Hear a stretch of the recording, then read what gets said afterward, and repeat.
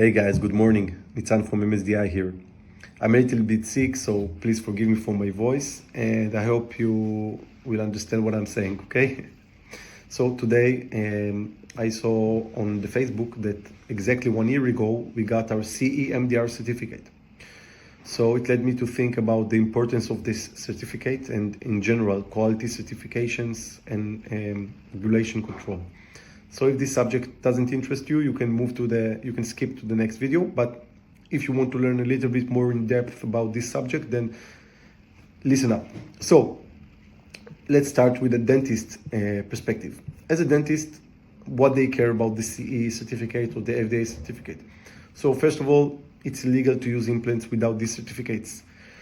So if you are working as a dentist in Mexico, you need the COFEPRIS certificate. And if you're working in the US, you need the FDA certificate. In Europe, you need the CE MDR. And in some countries like Italy, for example, and Spain, you need to register the implants. The implants need to be registered locally in the health department. So you need the CE, but also registration in the health department in this specific country. So first aspect is illegal. Okay, it's illegal to do that. Now, second, in 2027, it will also be a criminal offense to sell or use implants without CE, which is a different level than the current level. So it could be you could be punished in jail time or big fines. So that's the second thing. Third, patient safety and consistent, reliable results. So as a dentist, you probably use many types of implants, and you know probably that most of them or all of them work well. But what happens if you have an issue with one of the implants, whether it's a failure or technical problem? Then you call the manufacturer. But the manufacturer at this point should has the option to trace all the implants based on the lot number, expiry date. So it can take out, recall all the implants from all the distributors worldwide and replace them. It's a very rare condition, but what happens if they should do that and they don't have the traceability? 99% or 90% of the companies without certificates will not have traceability option. And if you bought an implant with an issue, you wouldn't know about it because the manufacturer wouldn't know about it and will probably not tell you about it. Now, in general, as a dentist, the global standards give you peace of mind. Regardless of the law, regardless of everything else, a peace of mind. There are many, many different brands. If you choose to work with a company, make sure they have the certificates. Now, from a distributor standpoint, it's much more important to have the certificates because without it, it's a criminal offense to sell the implants, right?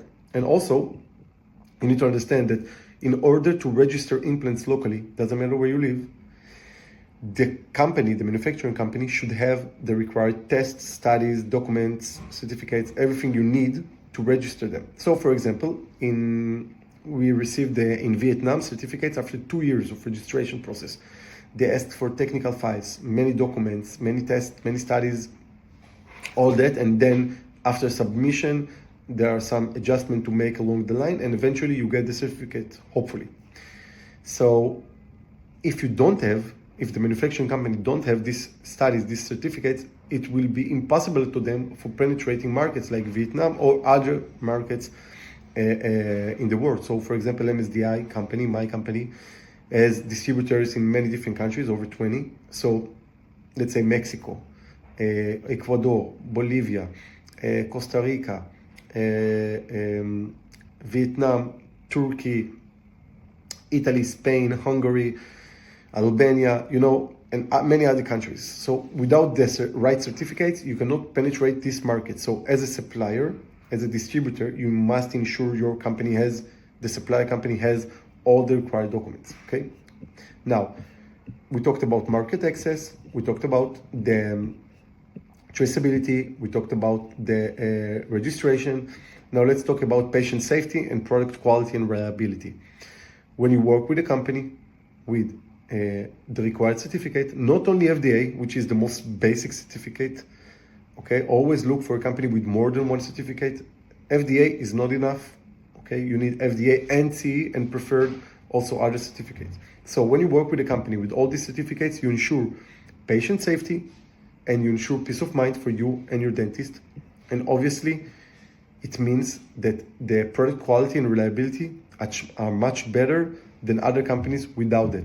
It doesn't necessarily mean you will have issues selling or using implants without the required certificates, but it doesn't worth it. There are so many brands out there with certificate, then it doesn't worth to sell or use implants without it, okay?